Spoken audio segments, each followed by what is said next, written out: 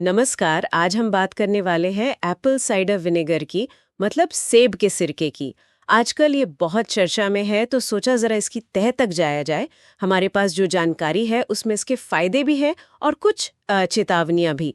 तो ये है क्या असल में, बनता कैसे है और क्या ये वाकई उतना चमत्कारी है? चलिए देखते हैं। बिल्कुल, ये समझना जरूरी है कि जो जानकारी है वो इसके इस्तेमाल के बारे में क्या कहती है। पीने से लेकर स्किन पर, बालों पर लगाने तक, और साथ ही किन बातों का ध्यान रखना है वो भी। तो शुरुआत करते हैं कि ये बनता कैसे है। जानकारी में लिखा है कि सेब को क्रश करके फिर उसमें यीस्ट डालते हैं, फर्मेंटेशन होता है। हाँ बिल्कुल, सेब के रस में खमीर उठाया जाता है, आसान भाषा में कहें तो ये प्रोसेस है। और बाजार में दो तरह के मिलते हैं ना, एक बिल्कुल साफ वाला और एक वो थोड़ा धुंधला सा। हाँ, फिल्टर्ड और अनफिल्टर्ड।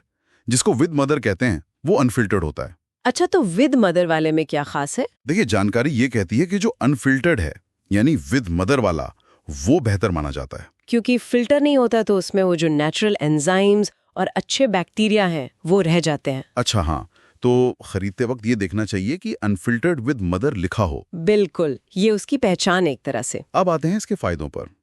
काफी चीजें सुनने में आती हैं, जैसे ये बैक्टीरिया वगैरह मारता है। हाँ, ये बताया गया है कि इसमें एंटी बैक्टीरियल, एंटी फंगल गुण हो सकते हैं, पेट के लिए भी और स्किन पर भी। और पाचन का भी जिक्र था शायद। जी, पेट में अच्छे बैक्टीरिया को बढ़ाने में मदद कर सकता है, ऐसा माना जाता है, जिससे पाचन थोड़ा सुधर सकता है। एक बात और, ब्लड शुगर लेवल के बारे में, खाने के साथ लेने से कुछ फर्क पड़ता है क्या? हाँ, कुछ स्टडीज हैं जो कहती हैं कि खाने के साथ लेने पर ये ब्लड शुगर स्पाइक को, मतलब शुगर का एकदम से बढ़ना, उसको थोड़ा कम करने में मदद कर सकता है।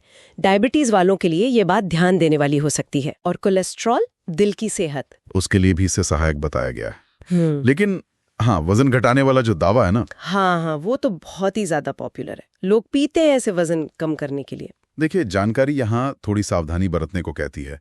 ये कोई जादू की छड़ी नहीं है कि पिया और वजन कम। मतलब अकेले इससे कुछ नहीं होगा। बिल्कुल, सही खान-पान, एक्सरसाइज, उसके साथ अगर इसे लेते हैं तो शायद, मैं कह रहा हूँ शायद, थोड़ी मदद मिल जाए। पर इसे वजन घटाने का मुख्य तरीका समझना वो ठीक नहीं है। ठीक है, तो अब बात करते हैं इस्तेमाल की। पीने के अलावा त्वचा और बालों के लिए भी तरीके बताए हैं। हाँ, कई तरीके हैं, पर सबसे सबसे जरूरी बात जो बार बार कही गई है, इसे कभी भी सीधा इस्तेमाल नहीं करना है। नेवर। अच्छा, क्यों? क्यों? क्योंकि ये एसिडिक होता है, तेज होता है। सीधा पिएंगे या लगाएंगे तो नुकसान कर सकता है। स्किन जल सकती है, अंदर भी दिक्कत हो सकती है। हमेशा पानी में मिलाकर पतला करना यानी डाइल्यूट करना बहुत जरूरी है। ठीक है, ये बहुत जरूरी पॉइंट है। तो पीने के लिए कैसे?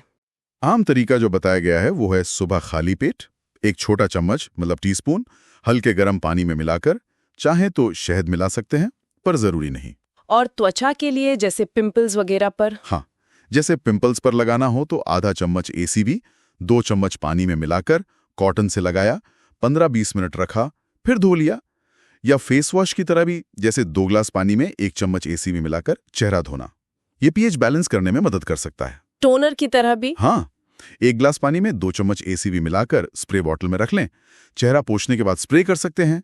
बालों के लिए भी है। शैम्पू के बाद 2 ग्लास पानी में 2 चम्मच एसीवी मिलाकर सिर में मसाज करें, 4-5 मिनट बाद धो लें। डैंड्रफ या रूखेपन के लिए बताया गया है। पैरों के फंगस के लिए भी कुछ था? जी, 1 लीटर पानी में 2 चम्मच एसीवी डालकर उसमें 5-10 मिनट पैर डुबोना। लेकिन हर चीज में, जैसा मैंने कहा, पतला करना और पहले पैच टेस्ट करना समझदारी है, स्किन पर लगाने से पहले। सावधानियां बहुत जरूरी हैं। और कोई खास चेतावनी पेट की दिक्कत वालों के लिए? हाँ, अगर पेट में अल्सर है या एसिडिटी की गंभीर समस्या है तो इसे पीने से बचना चाहिए। यह एसिडिटी बढ़ा सकता है। और एक बहुत बहुत जरूरी चेतावनी है दांतों को लेकर। हाँ, ये पढ़कर तो मैं भी चौंक गई थी। क्या ये सच है कि इससे कुल्ला करना या दांत साफ करना नुकसानदायक है? बिल्कुल सच है। ये बहुत गलत धारणा है। देखिए, एसीवी एसिडिक है। अगर आप इससे रोज कुल्ला करेंगे या दांत साफ करने की कोशिश करेंगे तो ये दांतों की जो ऊपरी परत होती है, इनामल, उसको धीरे धीरे गला सकता है। ओहो, मतलब दांत कमजोर हो सकते हैं, सेंसिटिविटी बढ़ सकती है। हाँ, सेंसिटिविटी बढ़ सकती है, कैविटी का खतरा बढ़ सकता है। तो ये करना बिल्कुल गलत है। ये चेतावनी बहुत अहम है। तो फिर पीते वक्त भी ध्यान रखना चाहिए। हाँ, इसीलिए सलाह दी जाती है कि या तो स्ट्रॉ से पिएं ताकि दांतों से कम संपर्क हो, या फिर पीने के तुरंत बाद सादे पानी से कुल्ला कर लें। सिर्फ पानी से, ब्रश नहीं करना है तुरंत। और मात्रा कितना पीना ठीक है दिन में? दिन में 2 छोटे चम्मच से ज्यादा नहीं पीना चाहिए, और लगातार पीने से अगर पेट में कोई दिक्कत महसूस हो तो बीच में गैप देना बेहतर है। रोज पीना जरूरी नहीं। तो कुल मिलाकर सेब का सिरका कुछ फायदे दे सकता है, लेकिन ये कोई रामबाण इलाज नहीं है।